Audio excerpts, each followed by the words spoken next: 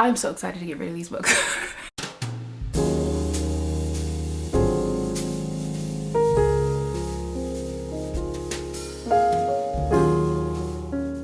Hi everyone, welcome back to my channel. Today I'm going to be filming my end of year book unhaul situation.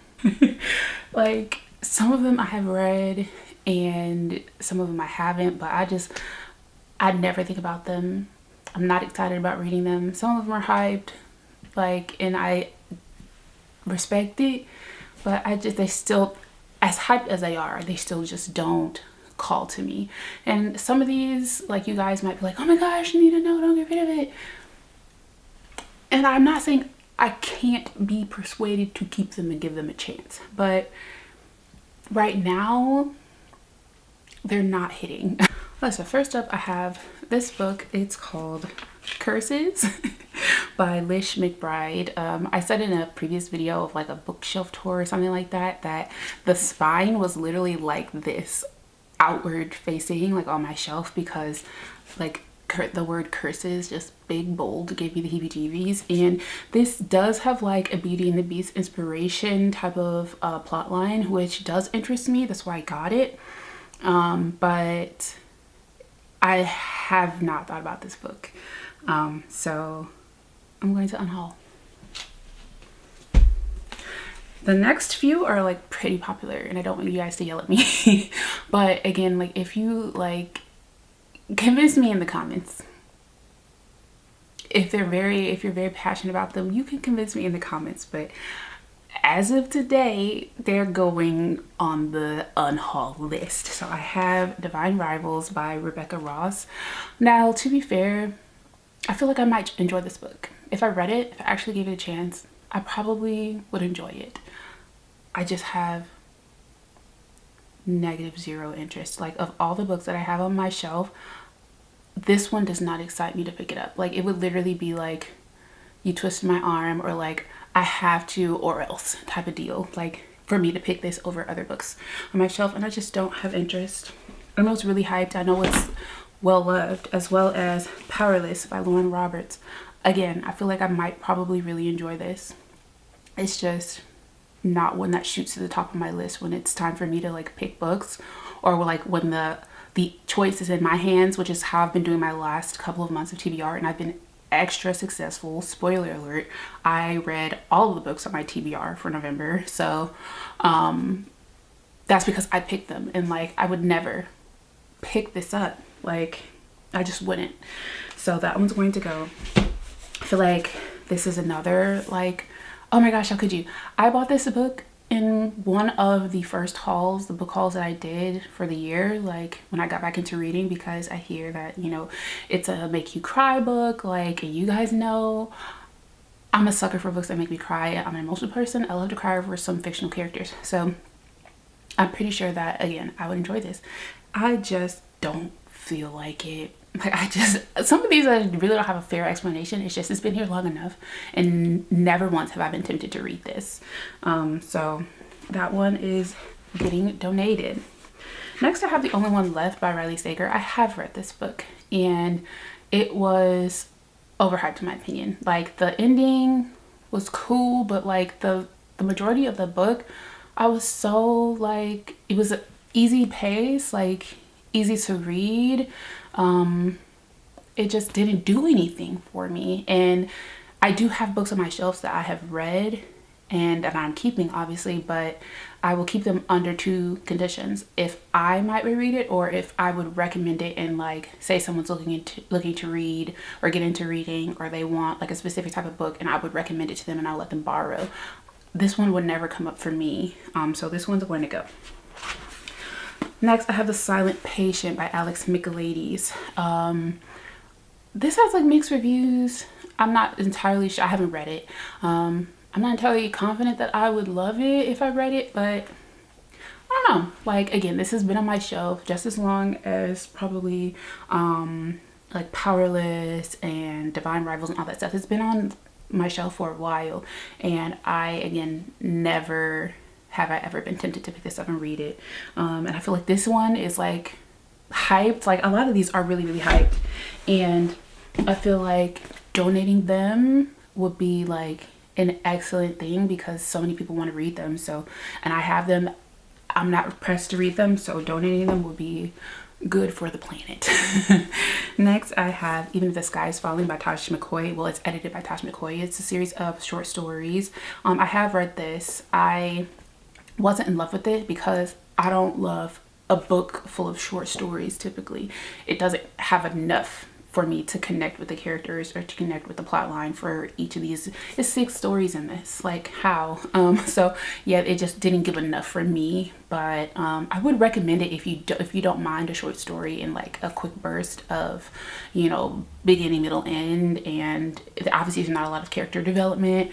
There's not a huge plot. There's like a backstory and we see the backstory play out, but yeah, I wouldn't recommend, like for my friends and family, like, hey, would you have a good book? Like this one wouldn't come up for me. Next, I have a Christmassy book. It is Christmas Camp by Karen Schaler.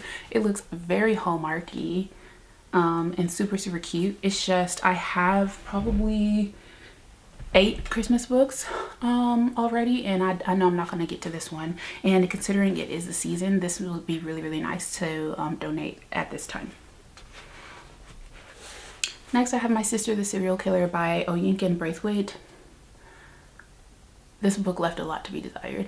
I said in like my reading wrap up that everything in this very short book is captured by the title itself and the synopsis on the back.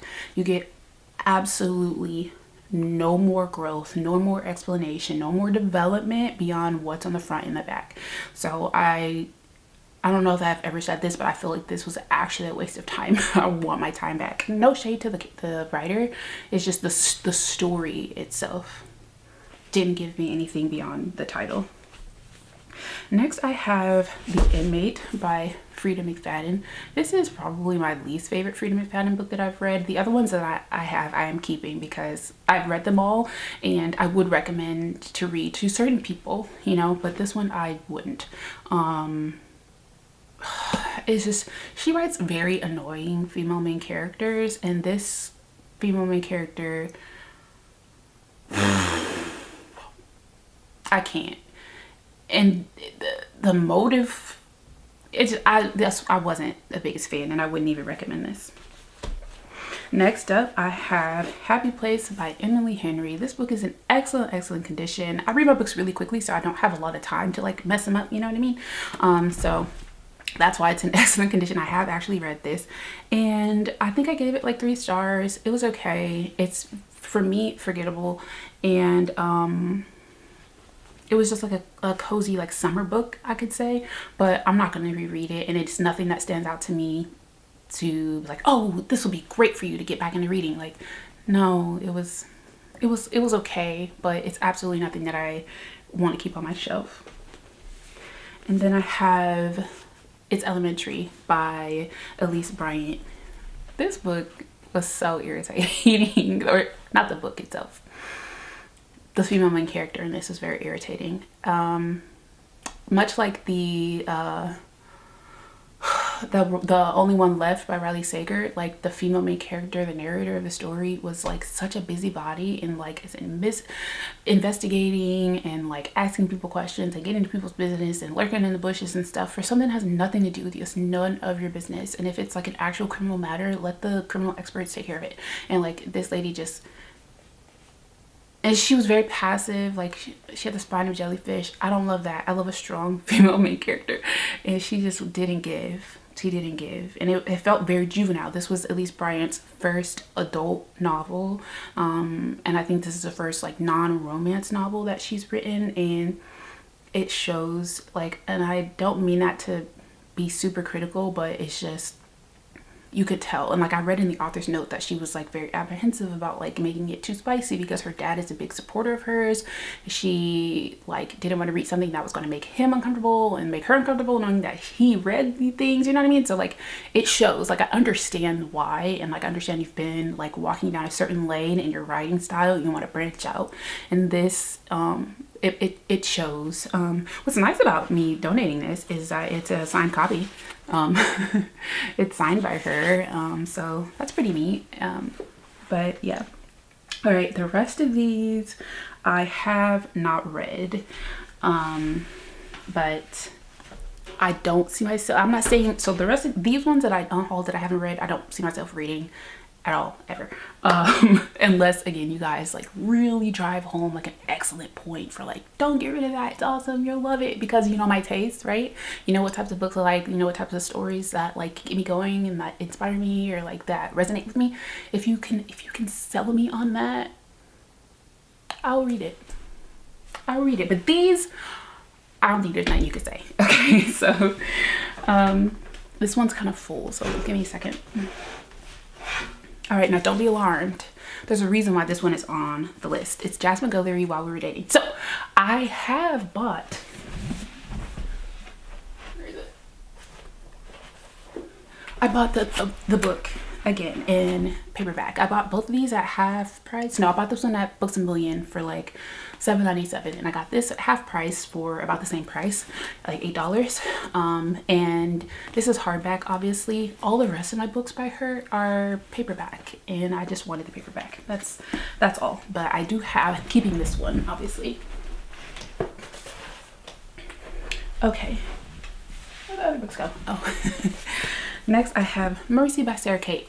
This one was almost on my TBR a couple of times, but these are all on Kindle Unlimited, and as much as I have been like, ooh, I might read that, ooh, I might read that, like, it's nothing that I feel like I need to keep, because I don't plan on reading the rest of the series or anything like that. This is like dark romance, kinky romance, which I'm not always in the mood for that, so I feel like this will be a good like KU read, so I'm gonna get rid of that one. The Seven Husbands of Evelyn Hugo. I bought this because it was super hyped and literally everybody loves it, and like it's a life-changing book and it's my favorite book of the world and all this stuff. I believe that, and I love that for you. I want that for me. However, there's just something in the juju of this book that is just not calling to me.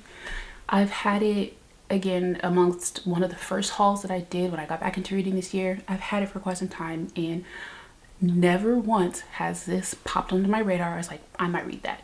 I think as far as I've gotten is like, and it's even a testament to like how much I'm really not inspired to read it. I have rented this on Libby, like the audiobook, the ebook, several times I have rented it, and I have the physical book, and I still have never read it. I've never wanted to read it. I've never been like, ooh, I better hurry up and read that Libby book before I have to turn it in. I just turn it in. Like, I'm sure it's great. It's something about it that's just not calling to me. All right, I told you guys that I'm gonna keep this book and I'm gonna read it and I'm going to overcome it. I'm gonna conquer it. Not in the immediate future. Now this one might be like down the line. I might purchase again. I do own it on audiobook, and I do own it on my Kindle, so I can still read it there. If it turns out to be a love, then I can repurchase it, but I've seen this on sale multiple times for like $8, so I don't see it being like, oh my gosh, I'll never see this book again if I get rid of it. But I know dang sure I'm not about to read this anytime soon. This is Pride of the Orange Tree. This is a sapphic fantasy dragon epic story, and I'm sure if I had the mental capacity, if I had the patience, I could read this and I could love it. But I am definitely not there yet in my reading journey to be able to conquer this. And I kept it for so long because I'm like, I keep it up there and I look and I'm like, I'm gonna get there. It's like motivating me to like be a better reader and like earn the right to read this book, but I'm just not there yet. And to be fair, it's so huge, like I didn't even have one on my shelf anymore. It's just big as heck. Like you can knock somebody out with this. Like don't do that. All right, next I have a book that you guys I don't remember when I talked about it, but you guys were like, yeah, it was nothing to write home about this book, so you didn't tell me not to read it. But I was like, well, I have it, I'm gonna read it. No, I'm not. It's The Other Black Girl. Everybody give this like a meh, and it's not that I'm like above reading meh books, or like I don't have interest in reading meh books. Like there's this time and space, like just for maybe like reading it on the plane, or you know what I mean, like it's fine. However, like you guys, I think I'm kind of trusting you on this, because you guys very much said that about this one. You're like, it's meh, and I was like, I'm gonna read it anyways, because I really wanted to read this. I thought it was so cool, right? The premise. I want my time back for this. And I'm worried that this was going to be much of the same. Like, I'm trusting you all on this one, so I'm just going to go ahead and get rid of this. Then I have The Wishing Game by Meg Schaefer. It's like Willy Wonka and the Chocolate Factory, but books. I just don't have particular interest in it. It took a lot for me to track this down. Like, I asked the bookstore lady to like help me find it and everything. Like, every time I went to the bookstore, I would try to look for it, and I finally found it, and I was like, yay. Again, never once have I been tempted to read this. I actually forgot that I even had it, and it's just taking up valuable shelf space, and it's brand new. Like, obviously I haven't read it, and I feel like someone else might really like it. Another book that you guys have said, and I've even seen the reviews on this one as well, that it's like very weird and unsettling, and like not in like a thought-provoking way, but just like a what did I just read, like maybe I want my time back kind of way, and it's Bunny by Mona Awad. Yeah, Mona Awad. I think this is considered a horror, but it's dark academia, so that's what got me. It's dark academia, it's pink, it's got a bunny on it, like hello, that seems real cute. Like, but it kind of like, it's like a psychological horror or something like that, and I just don't see myself being in the mood for something like this anytime in the near future, so I'm going to unhaul that one. This next one I'm going to unhaul simply because I know dang well I'm not about to read the series anytime soon, and it is The Witcher. I have The Last Wish. This is like book 0, I think. There's tons of books in this series. It's like 8, 9, 10 books in it, and I don't have the mental bandwidth at all for something like this right now. I do want to get back to it sometime in the future, but I'd be surprised if I read this next at any time in 2025. Like, this one, I'm gonna let it go for now. Next, I picked up Sisters of the Snake by Serena and Sasha Nuana. I believe they're actually sisters. This is like a twin separated birth, or like a twin different lives story. You know what I mean? Like the Mirror Sisters, like the Vanishing Half, like those types of stories. And I was like really into that premise for a while, and I ended up picking this up. This is also a signed copy that I got from Half Price Books. I've never heard of this author before. But I'm really not interested. It's really pretty, but again, I'm not feeling like, of the books I have on my shelf, that I'm gonna lean towards picking this one up. Then I have a series, the first 2 books of a series I was really excited to read, and again, this one might be something that I pick up sometime in the future. Just for now, I'm not excited about it, and it's Scythe and Thunderhead. This is about, it's a YA fantasy series about like a band of it's their job to unalive people, because people don't die of natural causes anymore, but you have to like balance out like the world in some way, but there's rules to who gets unalived and all that stuff, and that is like the Covenant of the Scythes or whatever. That sounds really interesting. I'm really not interested right now, and I don't see myself being interested anytime in the near future. This one I might repurchase sometime, but again, it's taking up valuable real estate for books that I actually see myself reading in the near future, and these ones just don't meet that for me. But yeah, I am getting rid of a ton of books just because I've learned myself a little bit more, and I've just been able to decide for myself what types of books actually interest me. Like, they're hyped, like they're awesome books, some of these. I'm sure it's just not calling to me, or not calling to me right now in this season of my reading journey. So those I am getting rid of, and I feel really good. I feel really good. Hopefully nobody's like too upset about this. Hopefully I didn't say anything too bad. I think the worst thing I said was about my sister the serial killer, and I feel like we're all on the same page about that. But thank you guys so much for watching. I hope you enjoyed the video. If you did, please give it a thumbs up, and I will do more in the future, obviously, hopefully not too frequently, because why am I unhauling books all the time? Okay. But thank you so much for watching. Please consider subscribing, and I'll see you guys in my next video. Bye.